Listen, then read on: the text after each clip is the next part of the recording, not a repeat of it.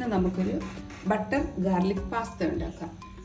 അതിനായിട്ട് ആവശ്യമുള്ള സാധനങ്ങൾ 4 എഗ്ഗ്, ഒരു bowl pasta, mini macaroni pasta ഞാൻ എടുത്തിരിക്കുന്നത്, 2 table spoon butter, 1 teaspoon chilli flakes, 2 table spoon garlic ചെറുതായിട്ട് അരിഞ്ഞത്, മല്ലിയില ചെറുതായിട്ട് അരിഞ്ഞത്, ഉപ്പ്, ഒറിഗാനോ, 1 ടേബിൾ സ്പൂൺ കോൺഫ്ലവർ, കുരുമുളക്, 1 കപ്പ് ഓഫ് മിൽക്ക്.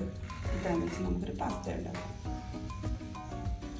ആദ്യം നമുക്ക് ഈ പാസ്ത ഒന്ന് വേവിച്ചെടുക്കാം. അതിനായിട്ടൊരു ബൗളിൽ കുറച്ച് വെള്ളം വെച്ച് വെള്ളം തിളയ്ക്കുമ്പോൾ ഈ പാസ്ത അതിലിട്ട് അതിനകത്തേക്ക് കുറച്ച് ഉപ്പും കുറച്ച് എണ്ണയും ചേർത്താൽ ഈ പാസ്ത നമുക്ക് ഒട്ടിപ്പിടിക്കാതെ വേവിച്ച് കിട്ടാം. നമുക്കിത് വെന്ത് ഊറ്റി ഒന്ന് വാഷ് ചെയ്തെടുത്തുകൊണ്ട് വരാം. പാസ്ത വേകുമ്പോഴത്തേന് നമുക്ക് ഈ മുട്ട ശരിയാക്കി എടുക്കാം. അതിനായിട്ട് 4 മുട്ട ഒരു ബൗളിലൊഴിച്ച്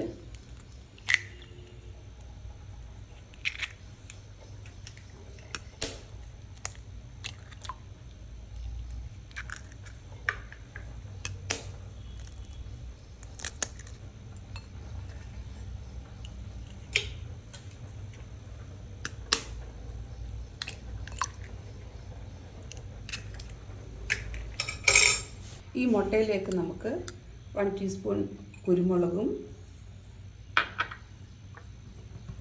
ആവശ്യത്തിനുള്ള ഉപ്പ്,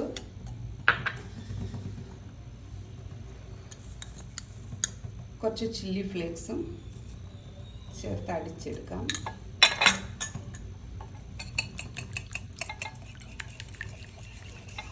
പാസ്ത അവിടെ നിന്ന് വേകുമ്പോഴത്തേന് നമുക്കൊരു വേറൊരു പാനിലോട്ട് മുട്ട ശരിയാക്കാം.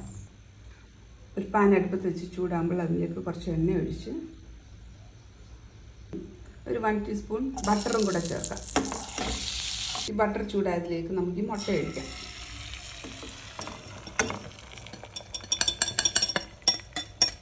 മുട്ട നമുക്കിങ്ങനെ ഫോൾഡ് ചെയ്ത് ഒരു സ്ക്രാമ്പിൾ ടൈപ്പിൽ എടുക്കാം. കട്ട് പീസാക്കി എടുക്കാം.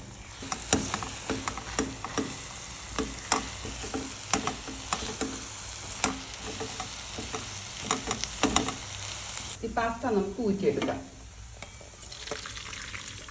ഇതൊരു ഇങ്ങനെ ആക്കിയിട്ട് നമുക്ക് ഇതുപോലെ ബട്ടർ ചൂടാകുമ്പോൾ നമുക്ക് ചെറുതായിട്ട് അരിഞ്ഞ് വെളുത്തുള്ളി ഇട്ട് മൂക്കുമ്പോൾ അതിലേക്ക് നമുക്ക് 1 ടീസ്പൂൺ ചില്ലി ഫ്ലേക്സും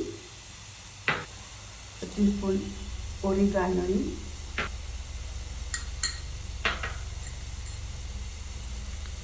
ആവശ്യത്തിനുള്ള ഉപ്പും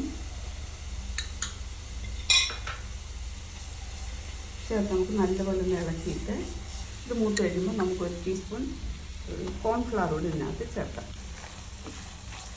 ലോ ഫ്ലെയിമിൽ വെച്ച് മൂക്കുമ്പോൾ നമുക്ക് ഇതിനകത്തേക്ക് 1 കപ്പ് പാൽ കൂടി ഒഴിക്കണം. ഇതിനകത്തേക്ക് നമുക്ക് 1 കപ്പ് പാൽ കൂടി ഒഴിക്കാം.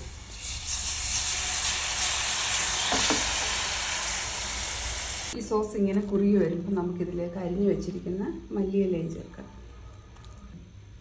ഈ സോസിലേക്ക് നമുക്ക് ഈ ആദ്യം ഉണ്ടാക്കി വെച്ച മുട്ട ചേർക്കാം.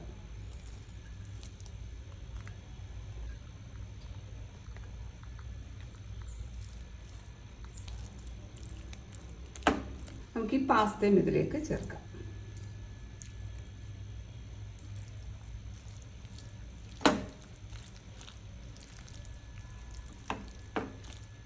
ഈ ബട്ടർ ഗാർലിക് പാസ്ത റെഡിയായി. ഇത് കുഞ്ഞുങ്ങൾക്കൊക്കെ കൊടുക്കാൻ നല്ലൊരു പാസ്തയാണ്.